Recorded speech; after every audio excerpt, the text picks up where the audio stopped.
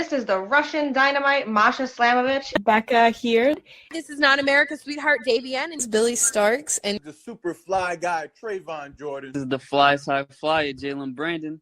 Hardcore Princess, Jules Malone. Hi there, this is the Bubblegum Princess, Alexia Nicole. This is the Brazilian Wonder Woman, Christy James. This is the baddest black belt, Chennai Kai. This is Kid Bandit. The smash hit Joel Bateman. This is Robin Renegade. Cody Hawk. Brutal Bob Evans. And you are listening to Wrestling with Entertainment, one of my favorite podcasts in the whole wide world.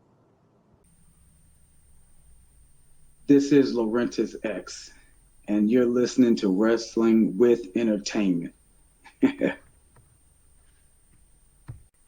Hello, and welcome to the show. It's Wrestling with Entertainment, the only audio experience on the web today, the trusted choice for interviewing all your favorite wrestlers every Tuesday and Wednesday on YouTube and Castbox, sponsored by Rogue Energy and Player One Coffee. I am, of course, your host, James J. And it's a great day for wrestling, because we are wrestling with Larintiz X. How you doing? I'm good. How are you? I'm doing good. I'm doing all right. Well, I do know that Larintiz doesn't just come alone as well. So how are the 20 spirits as well? They are currently resting right now and finally giving my body a rest. I know that these past shows that I've done, I was mainly in Tennessee for Friday and then Arkansas for Saturday. You know, I'm trying to get prepared to take off and go to Canada on December 7th. So, yeah. What promotion in Canada? Crossfire Pro Wrestling. Okay. And where can we find all things Larintiz on social media as well? That is True Rev 20. That is TRUREV 20. And that is currently Instagram, Facebook, Twitter, TikTok, and also YouTube. And merchandise? Merchandise, we have that currently wherever I'm at on shows. I haven't had it online. There's been a whole debacle with that, so I'm working on that. But any shows that I'm at, or contact me at TrueRev20 about any merchandise that you want, and we can set you up that way. Perfect. All right, let's get into it. I mentioned at the top, I find, these types of things very interesting. Can you tell us about the 20 spirits?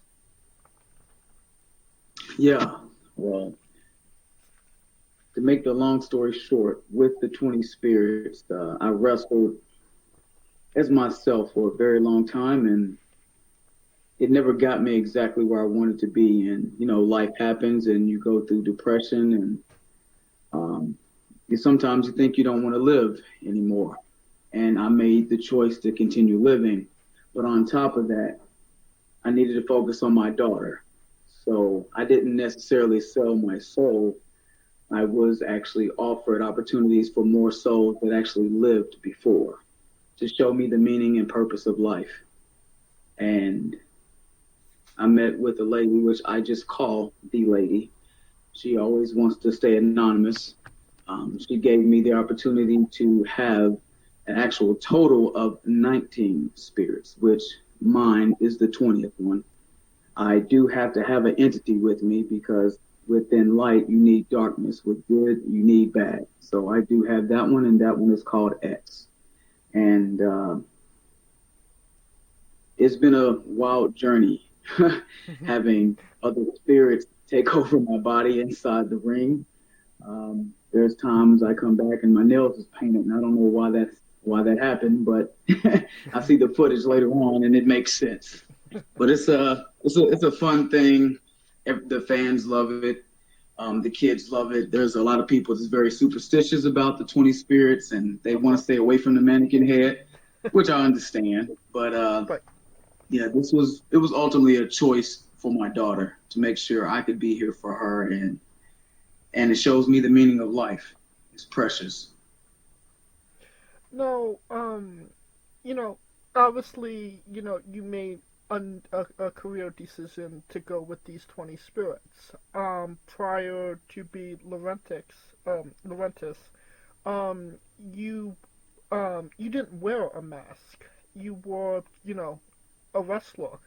But now you have donned the mask afterwards. What was the decision to be a masked wrestler?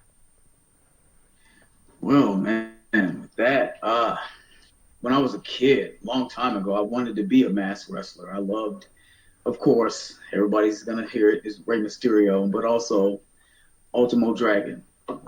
Those were my favorite Psychosis. And as a kid, before I even got into wrestling, I was walking around with masks. I think I posted that on my Instagram and all my social medias of me as a kid with this custom-made mask that was horrendous. It was terrible, but it came full circle when I was talking with Bobby Horn. He's known as Sir Mo.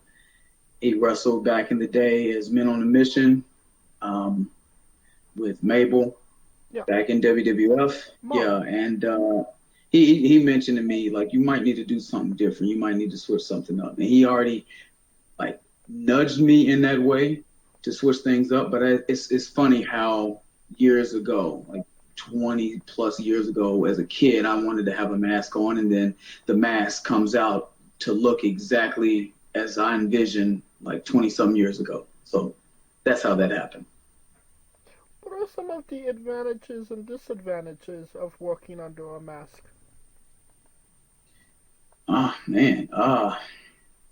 Advantages. I would have to say merchandise for one. Of course. With a mask, you can have so many sales on merchandise and so many ideas. I'm actually currently working on a new custom T-shirt design, which everybody's seen the Rey Mysterio mask on T-shirts. But with my shirt, I plan on doing the paint lines. Those are the lines that you see that are blue or silver or red that's on my gear. I plan on designing that onto the shirt and then autographing with the custom paint lines. So you actually get your own custom shirt and it'll glow in the dark however you want. So that is advantages for sure. Getting on shows, because you see everybody else, they don't have a mask. So to have a wrestler with a mask and chest piece and body paint, it's a different aesthetic to a show. Disadvantages, this is the main one, worrying about your mask falling off throughout the match. That's what you have to, that's a big disadvantage, or worrying about if you can see or not. I know I like to actually have the eye holes of my mask open. I don't mind the mesh. But if you do a lot of shows where the spotlight is in the ring and on the outside of the ring is dark and you can't really see the fans, it's almost wearing sunglasses inside the house with no lights on. It's hard to see from a distance. So, yeah, that's a big disadvantage. And I did notice, the silver paint on your body. What is the meaning behind that? The meaning behind the paint is different every time. It's actually a protection spell to make sure I still get my body back every single time after I'm done. Interesting. Well, yeah, you notice. My main thing is 20. It's the number of revolution. And I will have 5 markings each, but if you look, it's a total of 20. So I have to have that on me at every time. Well, I know a protection spell isn't going to protect you from the person we're going to be talking about right now, and that is one Kongo Kong. You've been in the ring with him. Can you tell us about that experience being in the ring with obviously, a well-known and respected name like Kongo? Well, man, Kongo, I can honestly say that Kongo Kong is a very, very good friend of mine, and with the spirits, not so much. They really don't like him. So we actually did have 2 matches, actually. I can't remember how long ago it was. I think it was 2022. He actually defeated me for a championship. And then we had a return match. And I actually had to bring out X, the entity. And I think Kongo is like 350 or 380, almost like 400 pounds. And I was actually able to pick him up on my shoulders for a Samoan drop, and nobody believed that I could do it, but I knew that the spirits could do it. I knew X could do it. So I was able to actually defeat him. So we have 1 versus 1 right now. He's got a tiebreaker. Sounds like you need that rubber match. Yeah. So, what's more impressive with Kongo, that he what he does in the ring, or that he's able to eat 5 cheeseburgers in one sitting? Oh, that's great. Yeah, that's impressive. You know that. His mobility in the ring is what really impresses me for a big man. Every time I'm watching him in the ring, when I'm not facing him clearly, when he goes to the top rope with ease and doing front dives or doing moonsaults, I'm shaking my head like, I don't even want to do that at my size, because I already know the pain it is in the body. So he's an impressive big man. He's got a lot of knowledge. He's great with character work. He's a giant. And I have to say about the 5 cheeseburgers, I don't think he's ever been able to do that. But of course, when you got 20 spirits, it's easier for you. All right. Now, you've actually worked for Ohio Valley Wrestling as well. You did a couple of shots for them. Can you tell us about that experience? Man, that experience was it was a blessing. I remember I always loved being early to shows, so it was a good 3-hour drive for me to get there, and of course they were an hour ahead. I think for the rest of the 2 hours, I didn't even stop, and I had to pee so bad, but I just had to keep pushing through. I was like, I can't stop, and got to the arena and walked through and seen the history with Randy Orton, John Cena. Just Shelton Benjamin is also one of my top favorites. I'm waiting to get a match with him. It's gonna happen for sure. I just to see everyone on the wall and then see the ropes, the building, the same spots that they sat before me. It was great. And I did a lot of seminars. I know I was seminar I did with Shane Helms, Hurricane. I had a great opportunity meeting Al Snow, and he runs everything right now, currently. Did a seminar with Billy Gunn. He's hilarious. ODB, she came through and did a seminar along with Victoria or Tara. Oh, yeah. Yeah, so that was a great experience. And also I was able to be a part of the 1000th episode of OVW. I mean, what does that mean to you? Obviously, it's impressive when Raw does it. Obviously it's been on for so long. But, I mean, OVW, even more impressive. Yeah, like, it's one thing to be in my home state of Kentucky and to get to OVW and know the history. A lot of people, not deep ingrained in wrestling knowledge, don't really understand the value and the legacy of OVW. But those who really know the top tier class of all time, Batista, Randy Orton, John Cena, Shelton Benjamin, Brock Lesnar, so many people come through there. It's special. It's a feeling that it's hard to describe it.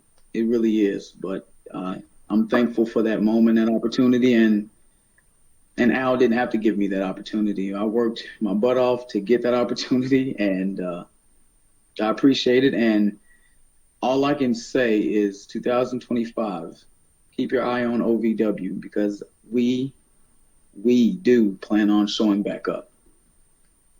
All right. Definitely keep on top of that as well. Obviously a lot of great accomplishments. One thing I found interesting was that you were the NWA Bluegrass Champion. Obviously, it's impressive when you have the NWA, letters before a championship. So, what did it kind of mean to you to hold that championship, knowing NWA was the first three letters? Oh man, another blessing and a privilege. I didn't see that coming at all. But of course, every time that you step foot in the ring, you have to be willing to put your all in there, and to be able to do it without the spirits way before the match even happened. That's history, and I hope my daughter can look back, and be proud of me, because I mainly do this for her. To have those letters, NWA, man, I want more.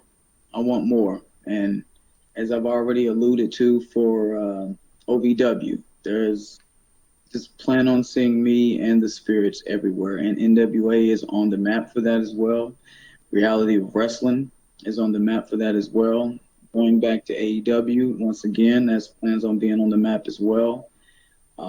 New Japan, I plan on taking the spirits, or allowing the spirits to take me everywhere. And to have that NWA title when I did, I think it's time for me to get another one.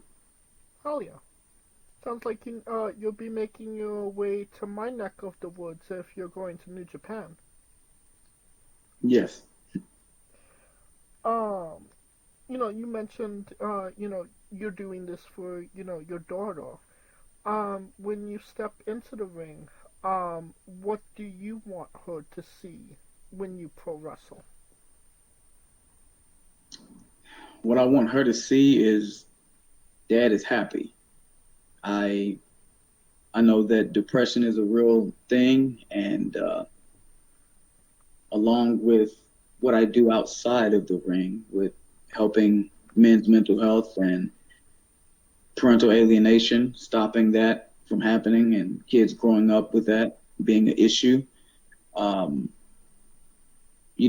push through a lot of things in life, and I struggle through a lot of things. And I know she sees me struggle, but I try my best to not show her as much. But when I'm in the ring, like we're one.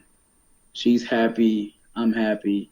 She's proud of me. She runs around, especially when she comes to the show. She's telling everybody, like, hey, my dad is Larintiz X. You got to cheer for him, okay? Okay, all right, bye.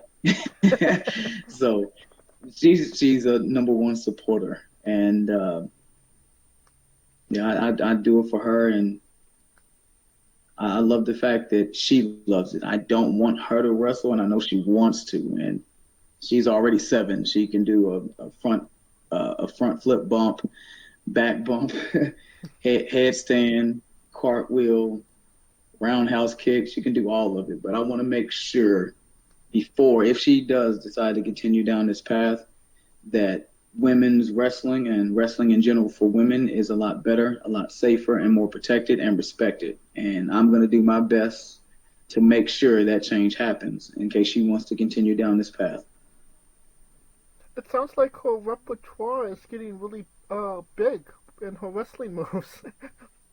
Yes, she's got a mean double stomp. Like, I'll do it in the ring, so she does it. So it's pretty vicious. And hey, who knows? Maybe, she could grab a couple of spirits herself, and we could have a daddy-daughter tag team match in the future. Oh, that would be great. That would be great.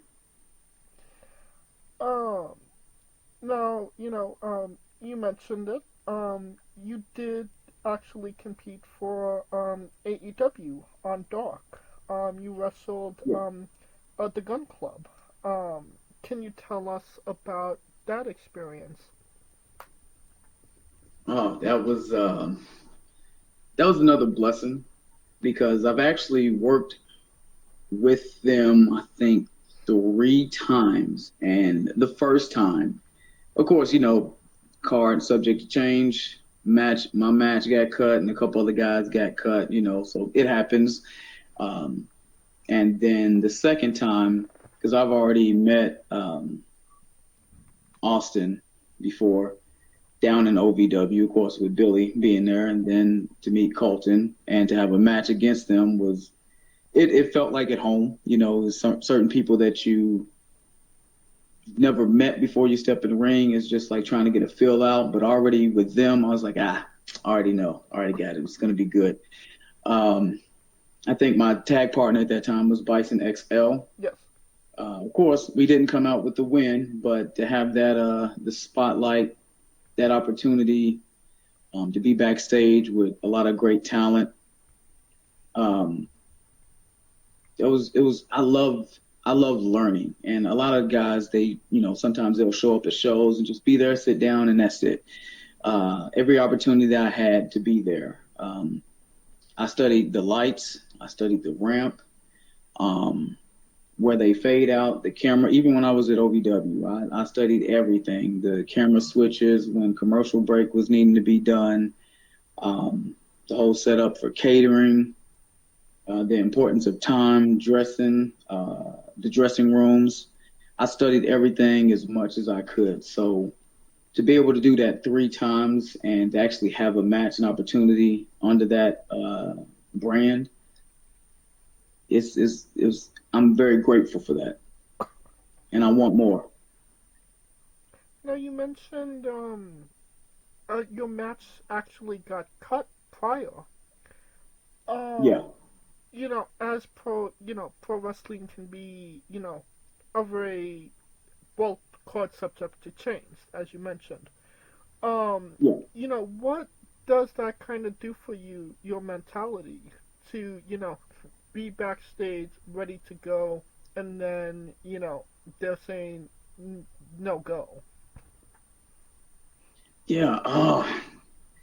Well, at that point in time in life, that was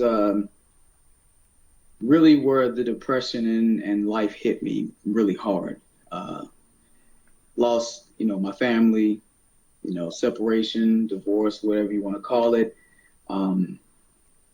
It hits you out of the blue when you're not expecting things to happen. You expect people to be loyal, and you find out they wasn't for over 15 years. So it's a hard take, and I remember being the heaviest I've ever been, and I was 178 pounds, solid muscle, and that depression ate me so bad to where I dropped down to 143 pounds in just 2 weeks because I just wasn't eating, I wasn't doing anything, and that opportunity came up, and I still tried my best. But I took that as a sign of that match being cut, of saying, even if it's a spirit, was just telling me, like, you're not ready. Right now, you're not ready. So mentally, I wasn't ready.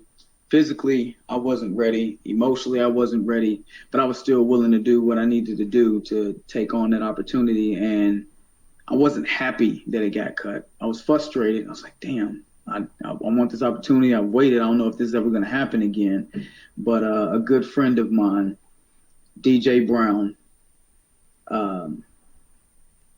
man, he talked with me and he watched over me that whole time while we were there. And he brought up the whole point and put it in my head, maybe it's a good thing that you actually had your match cut from this, because you could go out there and not been mentally prepared, physically prepared, and stunk it up. And once you do it, that's it.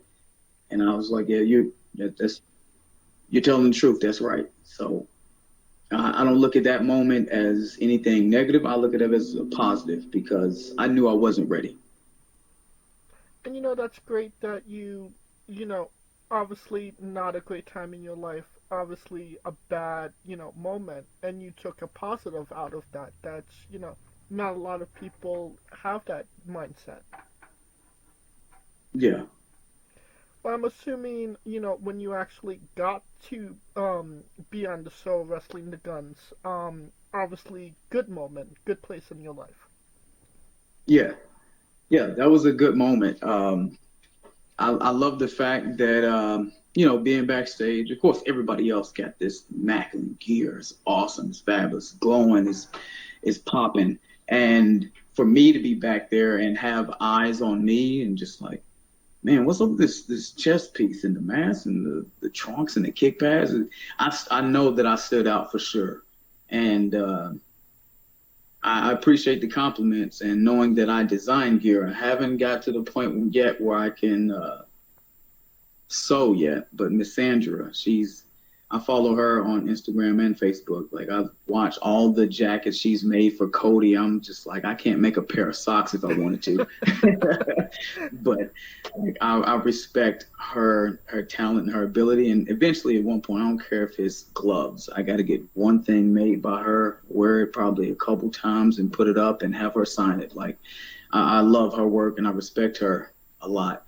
But being there for AEW to work the gun club and getting that recognition on gear, my look, the ability, I appreciate that. And I do want to go back. And there is another fellow Kentuckian there. It was actually two, Chuck Taylor and Ricochet. And, Ricochet donned the mask at one point. So I think it wouldn't hurt to have a third Kentuckian there stepping foot inside the AEW ring once again. Didn't somebody in the crowd yell at you at one show that you're Ricochet's brother? Yeah, they think that because I would say we look similar. Yeah, Ricochet's brother. Arch was like, no, you know him, right? I was like, yes, I know him. He started a year before me. Like, we have the same trainer. He trained at Chaos Pro Wrestling and also Old School Wrestling, and I was from Old School Wrestling. So, yeah, but they think all the time like we're brothers or we're cousins. I'm like, no, it's not true. Obviously, when you got cut, bad moment, good, when you actually had the match, good moment. Low key, was that like a bit of a full circle moment? Yeah, it was. It's a feeling that it's hard to describe. Like, I wanted to be defeated with not having that opportunity to be on the TV, to show my ability, but then to come back and get it again. And then on the third opportunity, because I look at all of it as an opportunity, even if you're not wrestling. Like, of course, I know you've done your research. So if you've seen my resume, referee, yep, trainer, coach, gear designer, character, like, I do everything that I can to get my foot in the door. The third time, I can't remember the show. But it was the tribute show to Briscoe brothers when his brother passed away. Okay. And I was there. I can't remember Dynamite, Dark. No one Dark, but can't remember which one it was. But I was actually backstage and I was actually one of the runners. So any of the footage that you actually saw that was on social media, I was the one running and sending that exactly where it needed to do and where it needed to go and watch the show. So that opportunity for the third to not have the to work, because I'm like, I would have loved to be inside the ring, referee, wrestler, manager, whatever. I still was able to take that and look at it as a positive because I've seen how the setup, the pyro, backstage, walkway paths, who to talk to, who to not talk to, how the social media plan works, where the cameraman is supposed to stay out of the way and the photographer is separate. I studied that as much as possible. So another time of like, hey, we ain't got a spot for you. Like, I'm perfectly okay with that. What do you need me to do? I'll do anything. So it came full circle. And that's fantastic that, I don't think a lot of people that gets to do, extra work or do pro wrestling matches on the show would, a lot of the people that bring them in would consider them to, run the footage or do something behind the scenes. And honestly, I think that's more invaluable than actually getting in the ring to some degree. Yeah. And plus, you don't have to take any bumps. That helps too. Yeah. That being said, was there anybody that was coming up to you after your match, giving you advice from AEW? Let me think. I had a few words with Mark Henry. He liked the gear, and he liked the character presence. Who else? Man, there was so many people back there. So many times. Of course, spoke with Billy Gunn a little bit because we seen each other at OVW. Sanjay Dutt. I actually, I did a show before. It was in Florida. I can't remember where it was, but he was there, and it was a seminar. And I gave him a little inside joke, and he remembered me, and he was okay, I know who you are. And he just thanked me for showing up. He said, "You gonna crush this opportunity as well?" I said, "Yep, I am. I appreciate it." Shook his hand, and he went ahead about his way, and that was another great moment. And I know Bryan Danielson. He had a talk with all of the talent backstage for a brief moment. But other than that, I just really tried to, stay out of the way. Right. Everybody's busy doing their own things, but the ones that mostly spoke with me was mainly the ones that saw me with my gear on and was able to get a clip of the match right before they were going and, hey, great match, that was good, I love this and that, blah, blah, blah, and give the pat on the back, and they went about their way. What was the inside joke between you and Sanjay Dutt? Yeah. Well, the inside joke, I got to go through my book and find out exactly all the information about it. But Sir Mo, Bobby Horn, it was Panama City, Florida. He was like, there's an opportunity to do a show. And I'm like, okay, we'll go and do the show. And me, I'm the type of person that if it's opportunity, I'm going. And Mo's always respected me about that because there's certain guys, it's, how much are you getting? Am I going to be in the main event? Or I'm going to be? I didn't care. I just got the rental, went and gone, and that was it. I was just there. And that was my first time in Florida. And there was a seminar, and Mo's a good friend of mine. And he's like, you want to be here for the seminar? And I'm like, I want to, but, with all the traveling and stuff that I paid, don't have enough. And Mo is that type of guy that he'll say, are you going to do a seminar? I don't know if I can. I think it'd be great to do a seminar. And you kind of catch on. And I was like, okay, I'll come. I'll do the seminar. And I go to try to find some money. He's already got it. He's taking care of it. So as we're in the ring, everybody, I think it's like at least 18 guys and I think a couple girls. And Sanjay's going down the line. He's like, what's your name, where you from, and how long you been wrestling? And everybody was saying like 5 years, I took a break, and my name wrestled 7 years, but I took a break, and then 13 years. So everybody was saying took a break. And he comes to me, and of course I announced my name. And then I think about that time I was only 10 years in, or maybe 12. I can't remember exactly. But I said that, and he just had this look on his face like, waiting for the punchline, and you took a break? And I said to him, and I have never taken a break. And he just starts applauding and clapping, and he's looking at everybody, come on, effers, clap for him. He didn't take a break. And I could just see everybody's face just look at me just like, I hate this guy.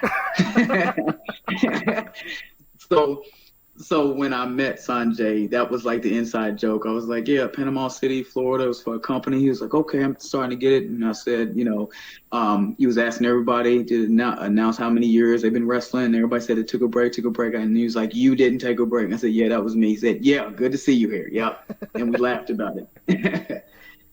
Great story, for sure. Yeah. Now the last thing, about AEW was, low-key, that was in Orlando, Florida. I believe in the old TNA building. Low-key, low-key wrestling building. A lot of great matches has taken place there. Yeah. How did it feel to be in, the old TNA arena? Oh man. It's almost like a dream. Same way with OVW. You don't see yourself being there, and then when you're actually there, it's like what? I just remember seeing the backstage area where you could pull through with the shuttles, and I could just picture where they had promos set up before, where trailers were set before. To be backstage there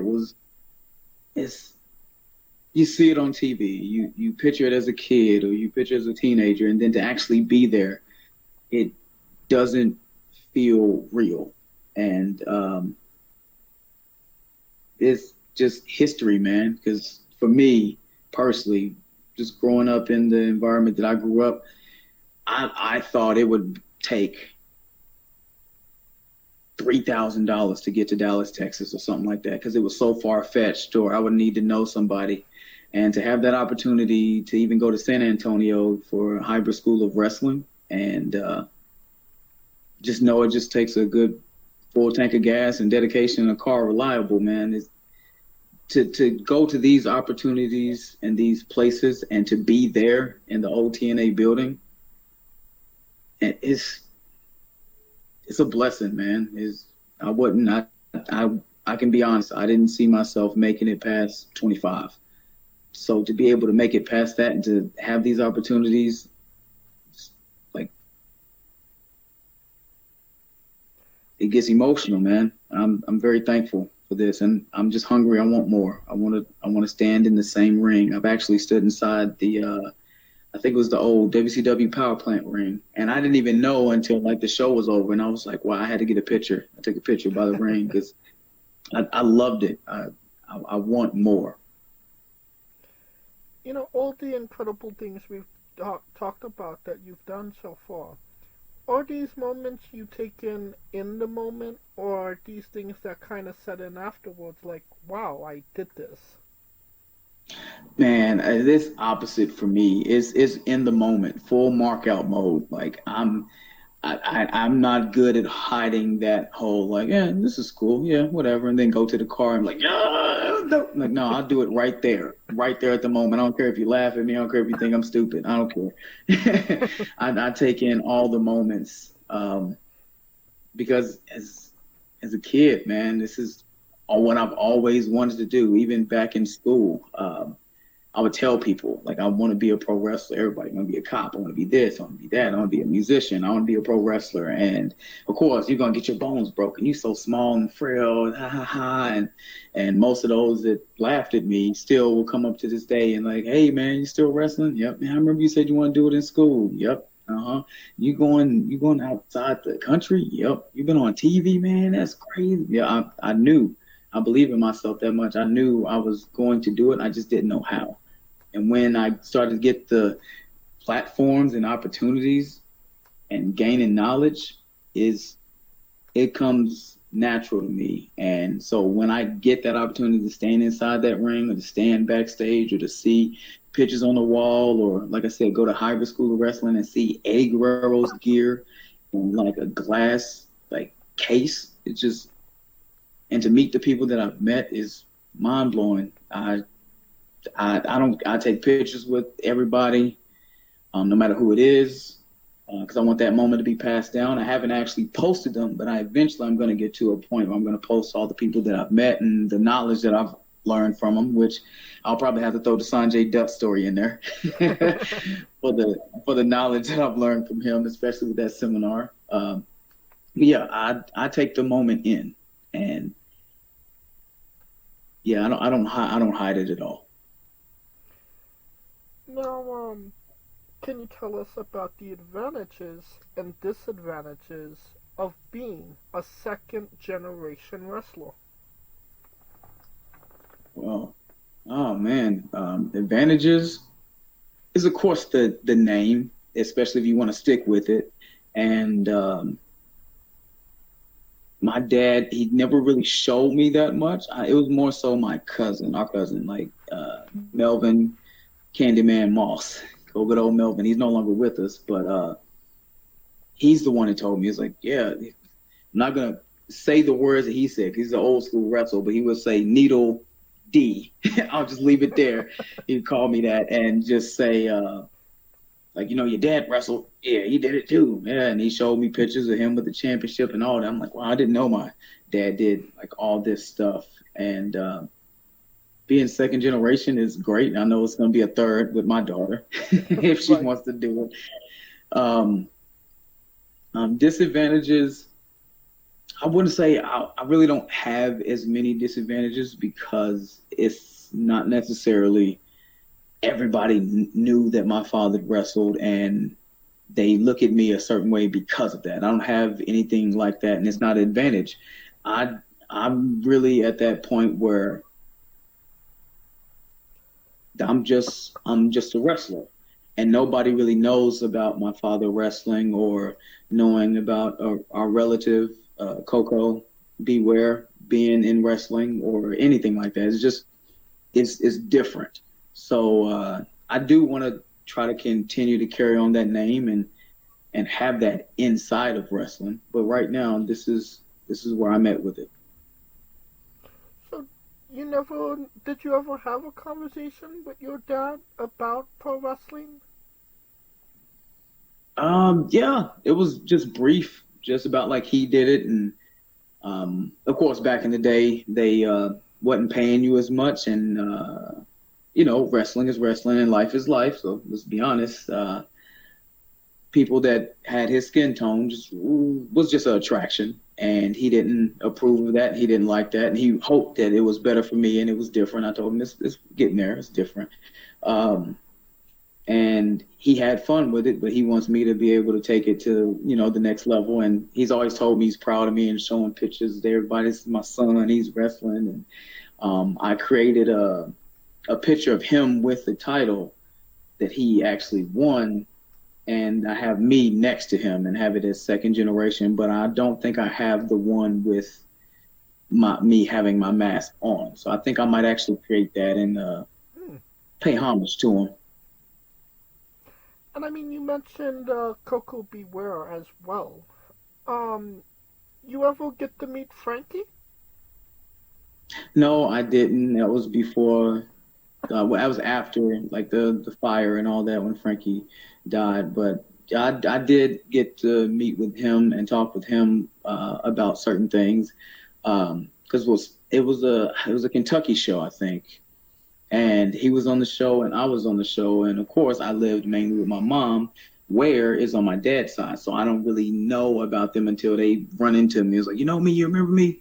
Yeah, I remember when you're pooping all on yourself in diapers. I'm like, okay, I don't remember. We have those little conversations, and I remember talking with Koko, and he was like, yeah, I can tell we related. I can tell by the nose. Look at the nose. Look at the nose. Look at the nose. and I laughed with him backstage. He had a chair spot out there, and he kept calling me Ware. He was like, Ware, don't forget. You see what I did out there, all right? I said, yeah, you gave him a chair shot. Yeah, I tated him. Don't do that. When you do that, don't do that. And we was able to take a picture and kind of catch up here and there. And I don't really call him as much on the phone. I let him like do his thing because I feel like on my side is I don't want to reach out too much, but also I don't want to like let the moments pass by with all the knowledge and stuff of getting to know more of my dad's side since my dad is no longer around anymore. It's one of those I'm stuck in the middle. Like I want to speak up, I want to talk more, but also I don't want to be a nuisance of like, hey, you know, we're related, know that. So how you doing? You know, so I just keep my distance at certain times. I gotcha. You ever meet Sal the Pal? No. Well, I haven't. if you do ever meet Sal the Pal Ronaldo, ask him about Frankie the Bird. You'll get a really good story. Yeah. Yeah. I'll do that. It's definitely an interesting story, a bizarre adventure to say the least, which takes us to your bizarre adventure. You're a pro wrestler that goes up and down the roads, and weird, crazy, and bizarre things are bound to happen. Can you tell us a road story that fits that description? Oh man, there's so many. There's some crazy ones. There's some that's not so PG that I don't even know if I can say. I mean, you're not going to get any less PG than Mickey Knuckles. That was a very explicit story. So yeah, whatever you want to put out there, it's up to you. Well, there's we talked about this at I did a show which Southern Extreme Wrestling, which is in Forest City, Arkansas. You gotta check them out as well. We were there, I think it was probably 3 weeks ago, and I was actually telling them this story about like the wildest story that I think I have. And I was riding with this guy. He helped me train a little bit here and there. And I don't think I was even I was old enough to drive, but I didn't have a driver's license, I had a permit. And to keep his family situation a little quiet, I'll just say he had a wife at home, but he had ladies on the road as well. And me, I'm still young and green, and I don't understand what's going on. And we get to the show. It's in Tennessee somewhere. And he meets the girl. I can't remember her name. And he's flirting with her, talking with her, and I'm too busy worried about wrestling and all this other stuff. And she's going to ride back with us. And I'm thinking, okay. And he's asking me, are you able to drive? And I was like, yeah, but I have to drive over some bridges as well. And I'm just like, I don't want to. I hate going over bridges. And he's like, well, go ahead, man. I got it. It's okay. And me and her, we're going to sit in the back of the car and talk. I'm like, okay. And it's just whatever you do, just don't look back. And I'm just like, okay, keep your eyes on the road. I know that part about driving. So long story short, he's pretty much having full-blown sex with this side chick or ring rat or whatever, as I'm, I think, maybe 17. I don't even remember, like driving in at like 1 at night, going across bridges and roads, and you just hear skin, flesh clapping and moaning and all. I'm trying to focus on the road, and I'm like, is this wrestling? Is this what this is supposed to be like? I didn't know. And just hearing things like, well, I'm gonna, since that ain't working here, and just lick my finger, I'm gonna put it in your butt. And I'm just like, oh, what the, like, I wish I had headphones back then, but I didn't. But that was one of my wildest road stories, which there's others. Some are actually, like, I want to say more valuable to me, especially way more than that. It was him and Frank the Tank used to be my tag partner. It was an S10 pickup truck, and Frank the Tank, I think he was like 320 pounds, big, in an S10 pickup truck, and the other guy was like at least 240, 250. Me, I'm like 145. And the S10 pickup truck has got like the shifter right there, just bashing off my knees. I decided to lay down in the back of the truck with luggage. Of course, you know, with wrestlers, everything's a joke.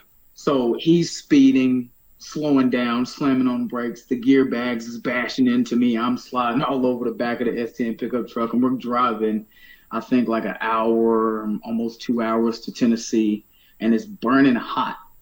And we get there, I wrestle and do the show, and by the time that the show is over, it's freezing cold and it's raining, and I got like a jacket because I knew the weather was going to change, and I'm in the back of the S10 pickup truck, And I think they told me like I gained respect for them because I could have chickened out and not went on the show and all this, but to do 2 hours there and back with change of weather and them driving crazy, yeah. So when I hear other guys like have opportunities 30 minutes away, an hour away, even 4 hours away, and they complain about it, I'm just like, stop talking to me.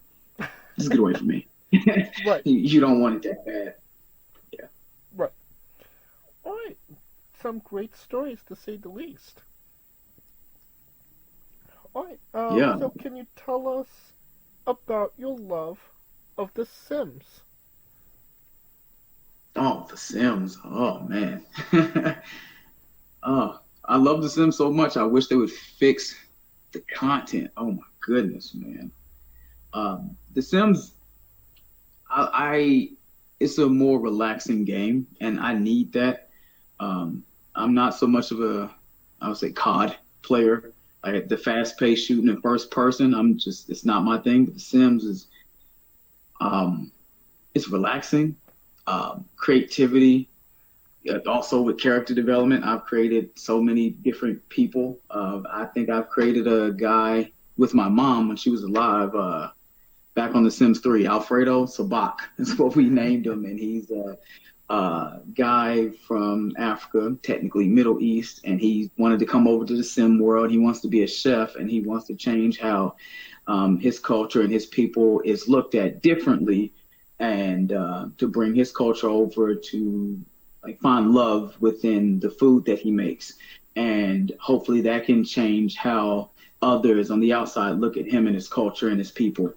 And that's just me just being creative with video games. So I've done that with The Sims. I do that with a lot of things, even with helping others with characters. But The Sims, I get it every single time. I don't have every DLC pack because I only get the ones that I need to really tell my story. And now I've got my fiance on it, got her PlayStation 4. We're going to work to get in the PS5.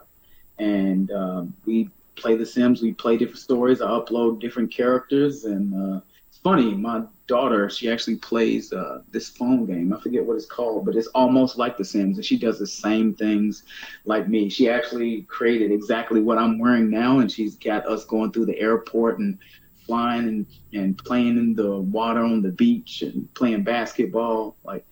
So The Sims is a big, important thing into my life. And I love the fact that I can incorporate everybody else into it as well. And it's not so expensive too, so that's good. You said you only have the DCLs that you need. Yeah. Is the laundry one you needed? Yes. Yep. Yeah, I got the laundry. I think I have the paranormal, which of course, go figure.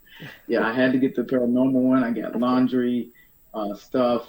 The one I think I'm gonna get next is I think it's like the Kitchen Hustle or the Chef Hustle. It's like it's a game pack. I think it's like $9 or $10 or something like that.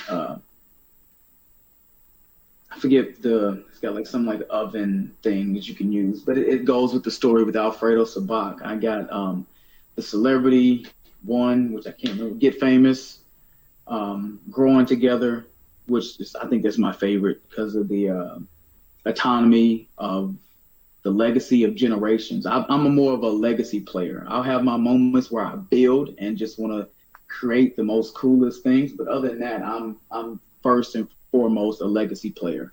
I want the child to grow up, the adult, and have best friends, and his best friends are still around, or he goes off to college, and then he has kids, and then their kids is best friends, and their kids grow up and play. Like, I'm big on generations. Okay. And of course, have you ever killed your Sims? And in what cruel and unusual way have you done so?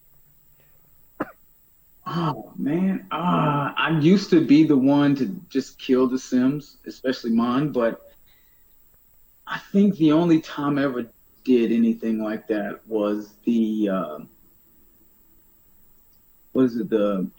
create like a 4 wall room, Yeah. and then there's no food or anything like that, and they just die from starvation.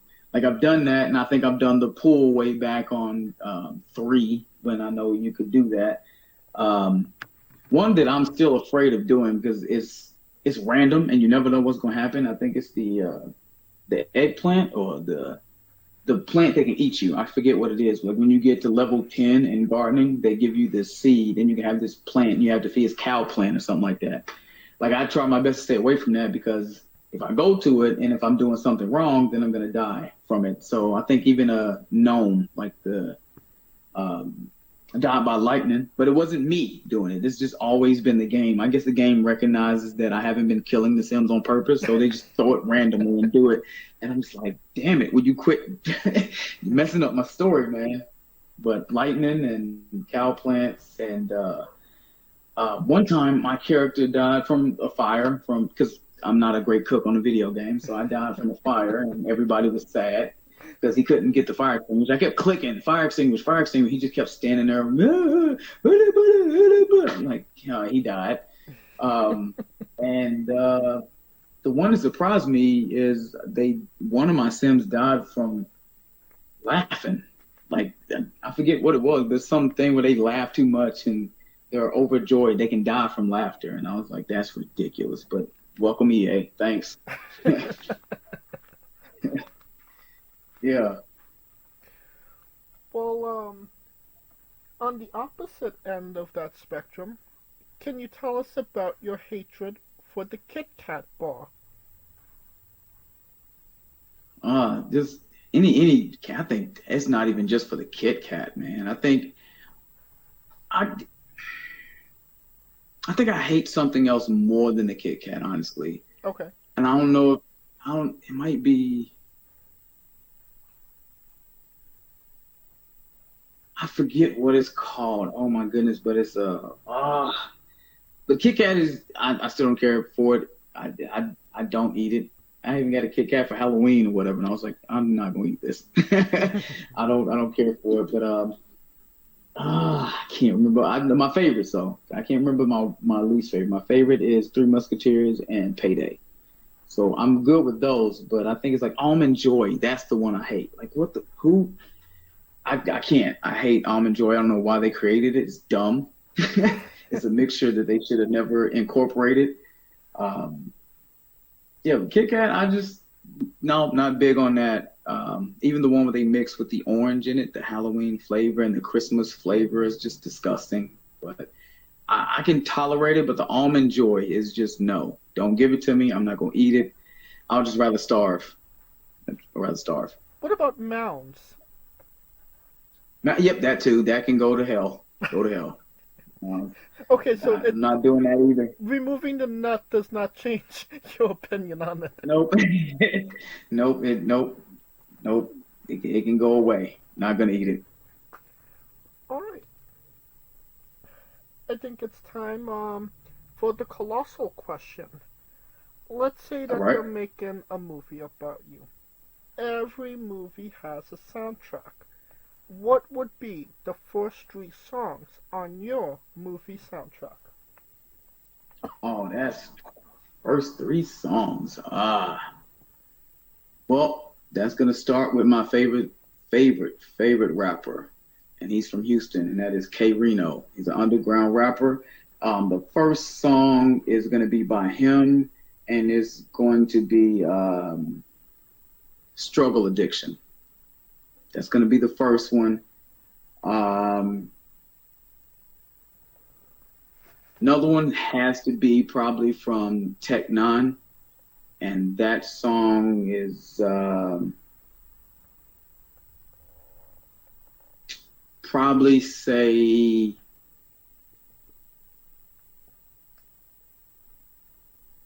man, it's going to be hard. I want to say Alone. I want to say Tech Nine's Alone would be on there for that. Okay. Yeah. Third, especially with the story having to be about me. Third song is probably going to be Eminem, Mockingbird. Okay. A solid 3 picks to say the least. Now that we Yep. have the soundtrack down, everybody knows you get the soundtrack first. Then you write the script, and then you go to casting. Who plays Yeah. you? And you can't say yourself because you are obligated to make a Stan Lee-esque cameo. Oh, who plays me? Oh man. Man.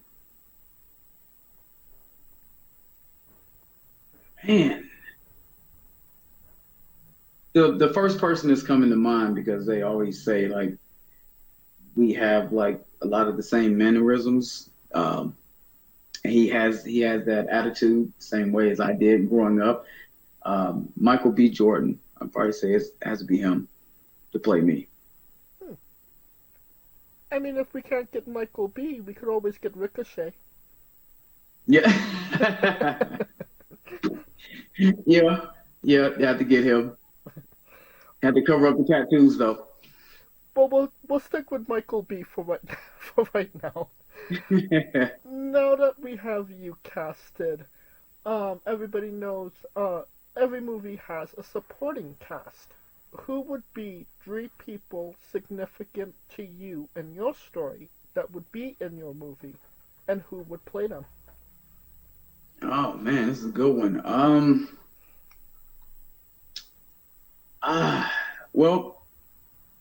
I can't remember one person's name. Oh man, but one would be my mom, and when she was alive, they always used to say they looked alike, and they really did. I swear they did. Is Angela Bassett. Okay. She would have to play my mom.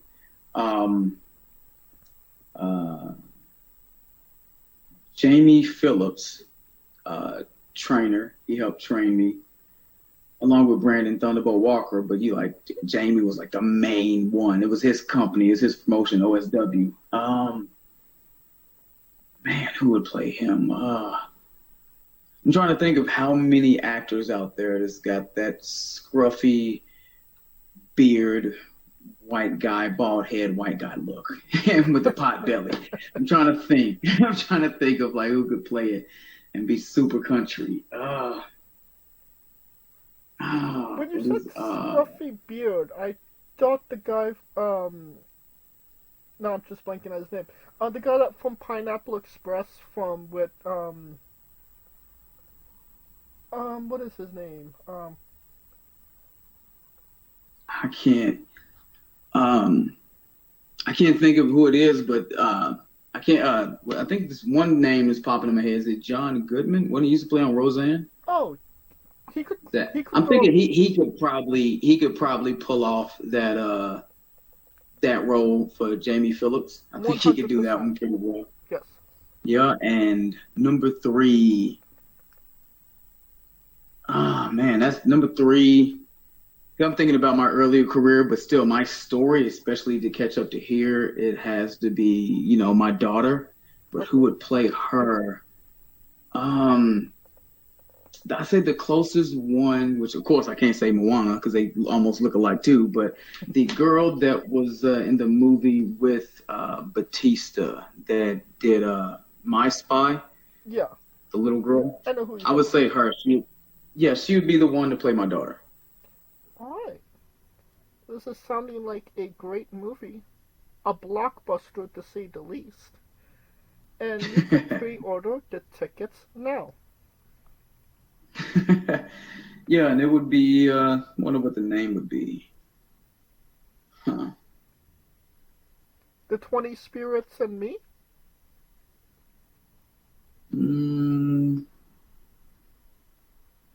Wonder if it would be. I would think it'd probably be titled True Revolution and then have the brackets and saying Staying Alive. Okay. Sweet. I think this is the first time we've had a title to the movie as well. Yep. Told you, generations. I'm a deep thinker. Well, on to a controversial subject. Pineapple on pizza. What's your stance? Oh, man. Everybody else can eat it. I'm not eating it. I'm not eating it. I'm not. And if people have different taste buds, I do have to say, I think I've taken it a step worse. We're a small story. Me and the rest of the crew for OSW, after we were done eating the show, I always order a lot of barbecue sauce. I had pickles on my sandwich and I had pickles left over. Jamie Phillips, my pops, he looks over and he sees me dipping my pickle in my barbecue sauce and he freaks the hell out and tells everybody at the table to look at me. And he's like, if you need more money to get more fries, I can give you more fries. Just don't do that. What in God's name is wrong with you? I was like, I didn't want to waste my barbecue sauce. Well, get something else. Don't dip your pickles in it. So if people want to eat pineapples or pizza, go ahead. I'm just not going to do it. Okay, so we're anti-pineapple on pizza. Yeah. What's your spirit Pokemon? Man. I'd probably say T-Bone. Cubone. Yep, yeah, Cubone, T-Bone. Yeah, the one with the skull on his head. Yeah, is that the one? Cubone. Yep, that one. All right. That would be the one. Now, we love the late great Tracy Smothers on the show. Do you know the acronym for Doug? THUG. I do, and now I'm having a brain fart because I've been on shows with him, and he said that before. Oh my God, I can't believe I'm having a brain fart right now.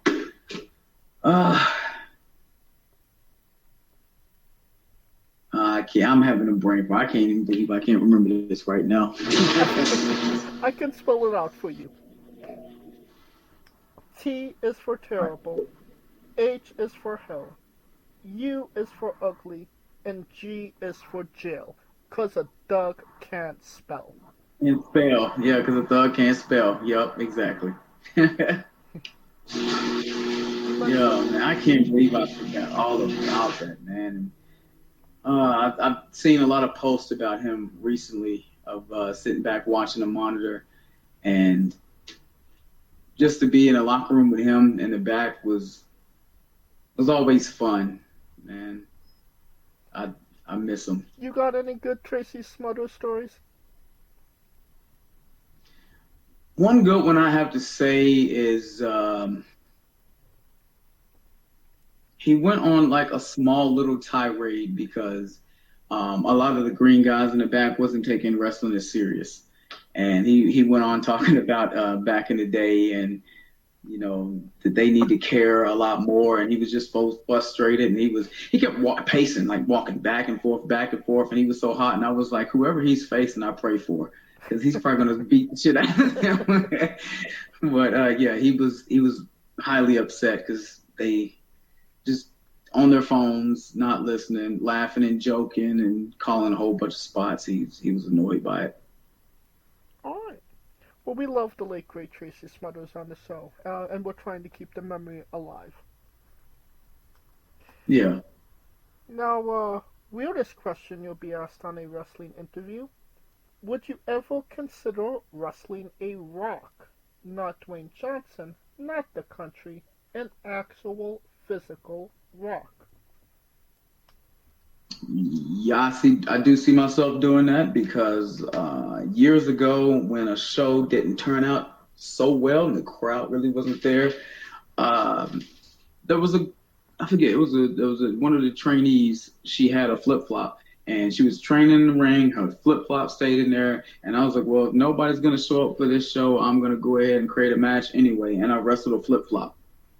So if I wrestle a flip flop and put on a great entertaining match, then I'll wrestle a Rock. But who went over in the match? I remember Ray Lee being mad at me because I put the flip flop over. Yeah, I think the finish was I tried to go to the top rope. The flip flop hit the rope. I hung myself. I fell down. It went to the top and did a giant 1 foot stomp on me, and won the match after that. And everybody popped. Well, just for context, there is a wrestler named Psycho Mike that indeed wrestled a Rock for over 15 minutes in a Tungsten Man match. That's an Iron Man match that lasts for 2 weeks.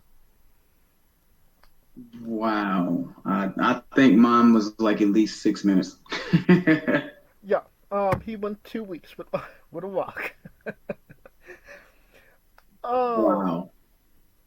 On a more serious note, where do you see yourself in 5 years?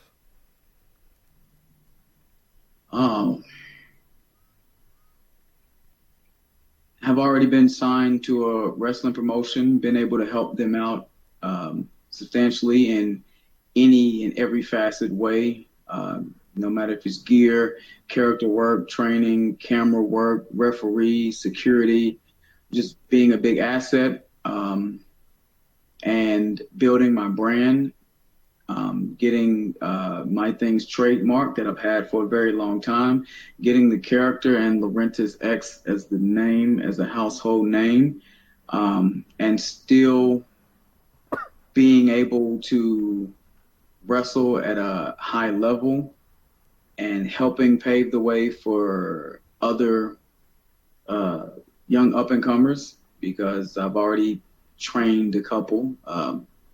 Blake Christian is one of them. I've trained him, and he's, of course, doing great. Jake Braddock, I trained him as well, and he actually just came back from Japan. He plans on going back. He's going to do a lot of big things. And I'm helping some other ones right now with companies that I'm with like Diamond State in Arkansas. And I just want to help and be signed and build my brand. And I do see that happening a lot sooner in 5 years, but it's going to be a mainstay. And still being able to play with my daughter and I listen to Mick Foley's story so much, and I still want to be able to, and Booker T, one of my favorites. Like, I still want to be able to move. Longevity is key. I still want to be able to play, get on the floor and run and do all these things and build my brand and be happy. All right. And what is a match people should go out of their way to see that best shows off what you are all about as a pro wrestler?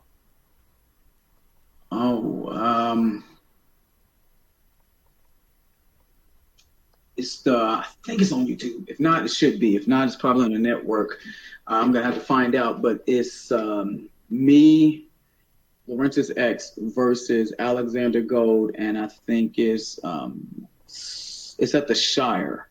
It's in Arkansas, and it's I think it's like Volume 2 at the Shire. I can't remember exactly, but that was a great, intense match. It showed a lot of levels. Another good match up in me versus Toaster in Canada, Crossfire Pro Wrestling. That'll be another good one. Anything previous before the mask, I would say Hybrid School of Wrestling, where I faced Rodney Mack. And I don't think the other one actually it probably got recorded, but I don't have footage of it. But me versus Kongo Kong at Chaotic Kingdom Wrestling. That was when I was able to defeat him for the second match. Okay. Well, if these matches are indeed on YouTube, I will grab the link to them and put it in the description of the video below, but on YouTube and Castbox for anybody that hasn't seen it, wants to see it, wants to re-see it after this interview. All right. And since we are nearing the conclusion of this interview, we are wrestling with the 8 questions of doom. This is our speed round and bonus round, the round where we see who you really are. Are you ready? Ready. Excluding yourself, greatest wrestler of all time. Shelton Benjamin. Worst wrestler. Oh, man. Nunzio. Oh, no love for little Guido? Yeah. First came to mind. You're main eventing WrestleMania for the World Championship.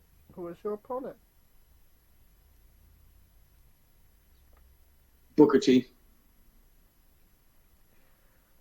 If you could come out to anyone's entrance music, past or present, who would it be? Just because I can't keep picking Booker T over again, I say D'Lo Brown. I mean, you could pick Booker T's theme song. It's a banger. Yeah, the Harlem Heat, though. It had to be Harlem Heat. Oh, yeah. 100%. Finish the sentence. Kayfabe is... Still alive by those who care so much about it. We would have also accepted taste great on toast. Yeah. Squash. Vegetable or fruit?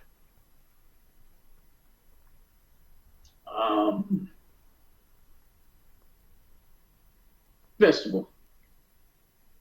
It is indeed a fruit. It has seeds. Tomato logic. Ah. Yes, but you are a part of Squash Squad now, and that means a hell of a lot more.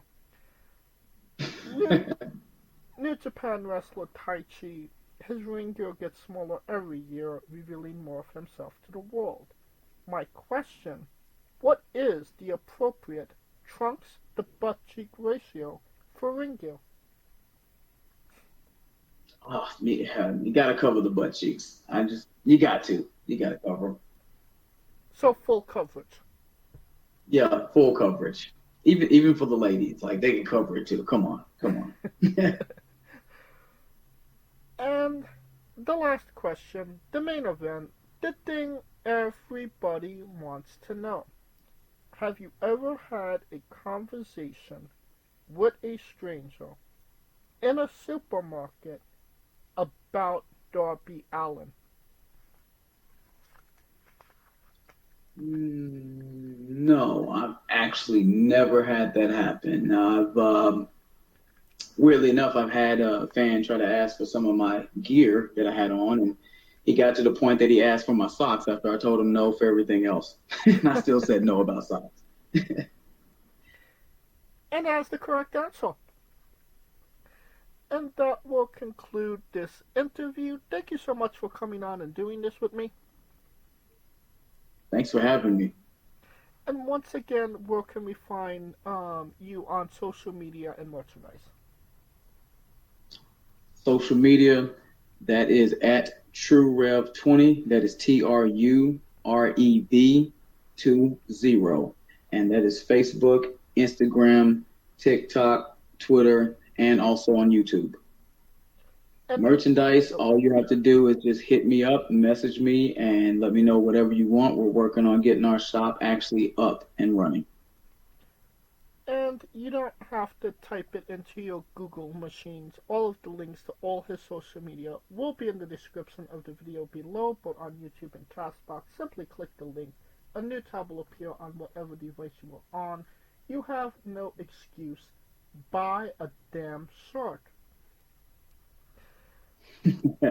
Of course, thank you for listening. If you like what we're doing, please like, subscribe, comment, both on YouTube and Castbox. This is sponsored by Rogue Energy and Player One Coffee. Join us every Tuesday and Wednesday for new incredible interviews, and follow the show at Wrestling with E, both on X, Thread, and Instagram for information on who we're interviewing, when we're interviewing them, links to those interviews, and so much more. Follow me personally at JamesJ993. Alright, when I say wrestling with, you say entertainment, okay? Alright. For our special guest, Larintiz X, Calico Yacht, Scooter Dust, I'm James J, and this has been Wrestling with Entertainment. Hey folks, this is the Colossal Mike Law, and you are listening to Wrestling with Entertainment. Enjoy the show, support these guys. We appreciate it very much. We'll see you at ringside.